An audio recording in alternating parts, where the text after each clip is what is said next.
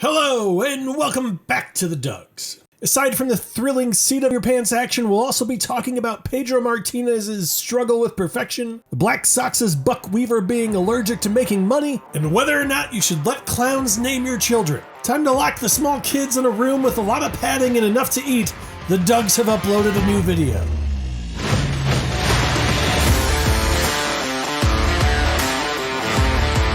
Welcome back to the Dugs. Everything we do here is an excuse to tell a lot of baseball stories and a lot of jokes.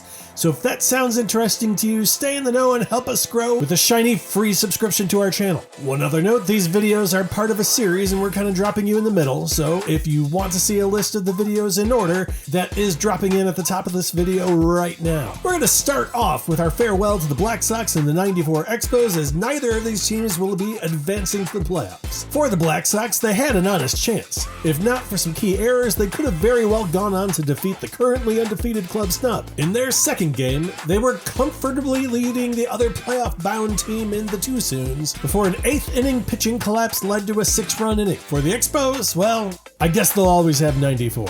Only, I guess they don't really have that, so my condolences? Well, whatever the case, we get the privilege of watching one of the all-time greats in Pedro Martinez take the mound again, as here in the third, he strikes out Ray Schalk, and he also gets his opposing number at Eddie Seacott. That's 4 Ks through 3, and it's not a perfect game, as he gave up a walk, but he has yet to give up a hit. It's a shame we can't bring you a Pedro perfect game here, as that one achievement seems to be haunting him throughout his career. His first attempt came in their fateful '94 year. He was in the 8th inning with 1 out, still perfect, when he lost it by hitting Reggie Sanders. Well, Reggie didn't take too kindly to this, although how in the world you can interpret a hit by pitch as intentional when the opposing pitcher is losing a perfect game to do so is beyond me. In fact, he was reportedly ridiculed by a few different publications for thinking it. So Pedro had to get back in there after being tackled by the opposing team in order to try and preserve the no-hitter, which did not happen, and in fact, he ended up with a no decision after John Wetland failed to close it out. The very next year, he does get 27 batters out perfectly. The problem?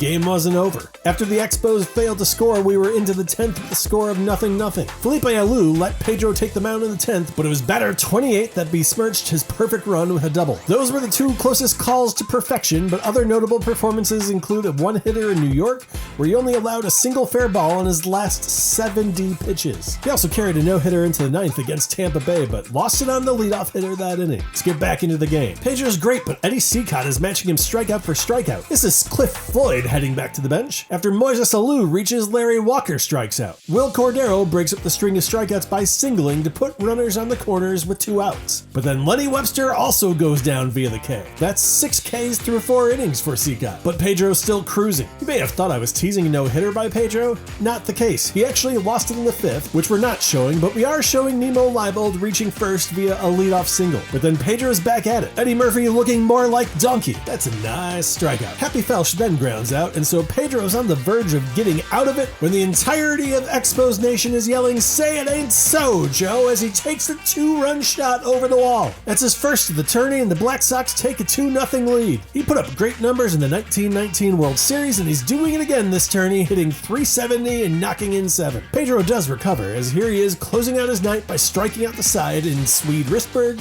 Ray Schalk, and Eddie Seacott. That essentially closes the book for Pedro, as his day ends with 7 innings pitched, getting charged with 3 earned runs and striking out 11. Where does that 3rd run come from, you ask? Pedro was in there to start the 8th, but Nemo Leibold led the inning off with a single. So Pedro comes out and Mel Rojas comes in. After retiring the next batter to make it 2 outs in the inning, Shoeless Joe Jackson comes out big again, singling and scoring Leibold. So it's 3-0. And a few batters later, it's Buck Weaver doubling, scoring 2 more.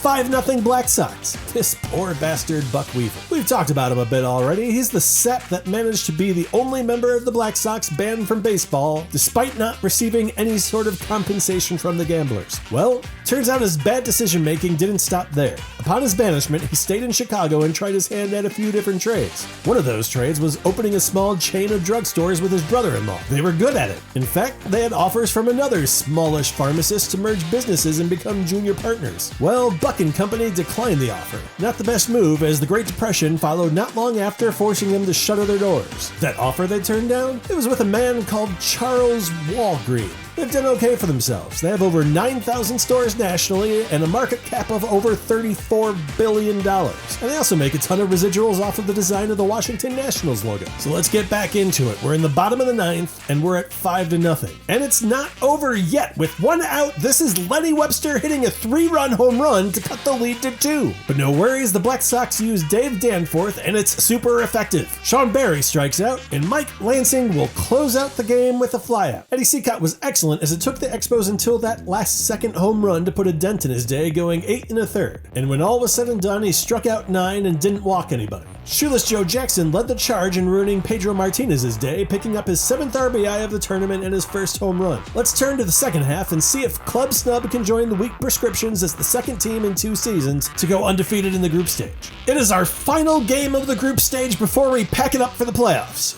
Both of these teams will be making it there, so there's always a chance that this is a preview of the championship round. As in those playoffs, Club Snub will be meeting up with Diamonds in the Rough, while the Too Soons take on the Pittsburgh Crawfords. Before that, though, Club Snub has a chance at history. You can't get better than perfect, and the Snubs will be looking to sign their names to the list of 6-0 group stages with a win today. Todd Helton takes a 2-out walk here in the first, which is big after how Smokey Joe Wood looked his first time out. He went 8 innings, striking out 10 en route to shutting out the 94 Expos. Reggie Smith follows him with a double, but Todd Helton isn't pushing it. Well, maybe he should have, because it takes all of 3 pitches to strike Jim Menbins out to end the inning. Tucson, on the other hand, have loaded the bases up with no one out, which means we'll be seeing Josh Hamilton of the 5 home runs.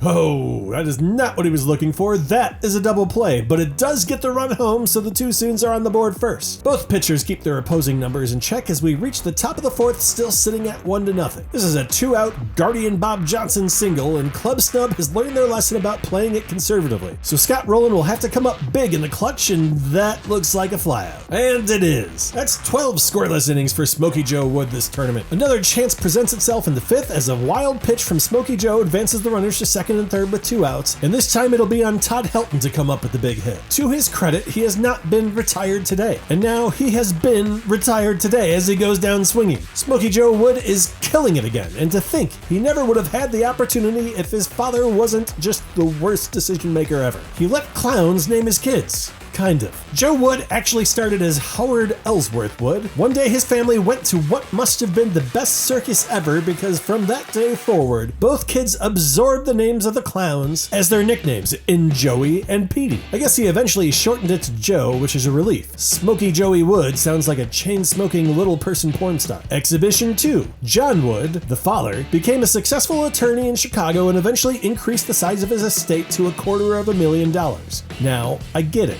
Staying in an occupation you hate purely for the money isn't always the best idea, but with that big of an estate and the fact we're talking about the extremely late 19th century, like literally 1898, you have to be close to being able to just retire on that cash. Well, that wasn't good enough for Papa Wood, and so despite the fact that he had moved his family around several times already, he uprooted everyone and sent his kids to Pennsylvania while he sought out his fortune, another one I guess, in the Klondike, as the rumor of gold was drawing many an adventurous soul in that direction. Well, Wood didn't find shit, which to be fair isn't how Saber.org puts it. No, they said he, quote, returned half frozen and suffering from the collywobbles. I'm beginning to think that our Smokey Joey Wood is a chain-smoking little person porn star by day and a leprechaun posing as a saber rider by night. Or, you know, maybe the other way around with the times a day. This didn't deter him. When the Klondike didn't work out, it was off to Colorado and then Kansas, and during all of this, he lost his fortune in bad land deals. So all the moving and no more money meant that Smokey Joe's prospects weren't great, so he started taking odd jobs and playing baseball on the side, and the rest, as they say, is collywobbles. It's the top of the 8th and Smokey Joe still hasn't given up a run, and he's still going strong. Both Jeff Kent and Todd Helton go down to the strikeout, and that will actually do it for Smokey Joe's day. He is stellar again, going 8 innings and once again giving up nothing while striking out 11 and only walking 1. Tucson's only still up by 1, but in the bottom of the 8th, Tony Conigliaro sends a 2-run shot out to right field. That gives him 8 RBIs in the tourney. no one has more. It's great to see Tony playing like he hasn't taken a baseball to the face again. The year of his injury was the 1967 Red Sox season that had become known as the Impossible Dream. They were expected to once again be at or near the bottom of the league as they hadn't had a winning season since 1958. And yet they made it to the final day of the season still in the playoff picture. Despite the fact that Tony went out in mid-August of that year, the team triumphed on the final day of the season and eventually made it all the way to the World Series and all the way to Game 7, which was a notable achievement having been down in the series 3-1. But Cardinals great Bob Gibson was too much in the end.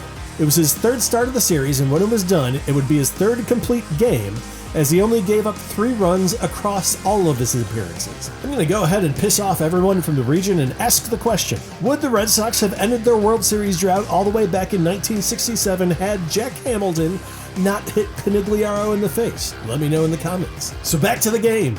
The Canigliaro home run has staked the Two-Soons out to a 3-run lead entering the 9th, and that will be more than enough for Rick Ankiel to close it down as he strikes out both Dick Allen and Bob Johnson. Rick Ankiel leads all relievers with 3 saves.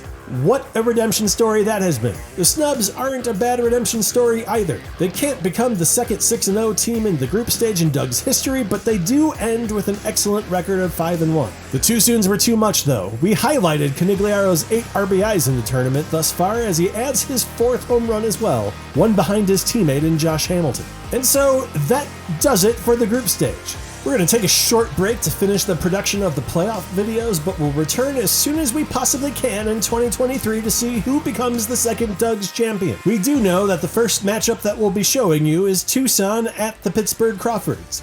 Game 1's going to feature Sandy Koufax going for the Two-Soons, while Leroy Matlock, who's already broken the Doug's record by striking out 17 in a single game this tourney, goes for the Pittsburgh Crawfords.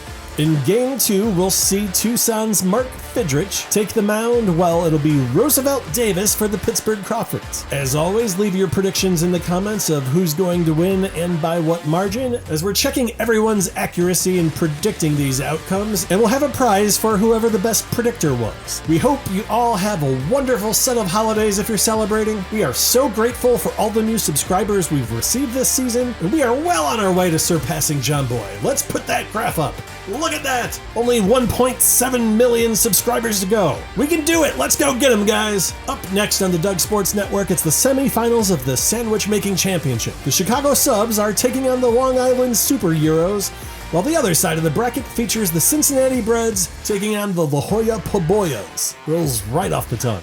That does it for me. For the last time in 2022, I've been Johnny Paprika, hoping all of your balls are fair and all of your wood is good. Good night, everybody!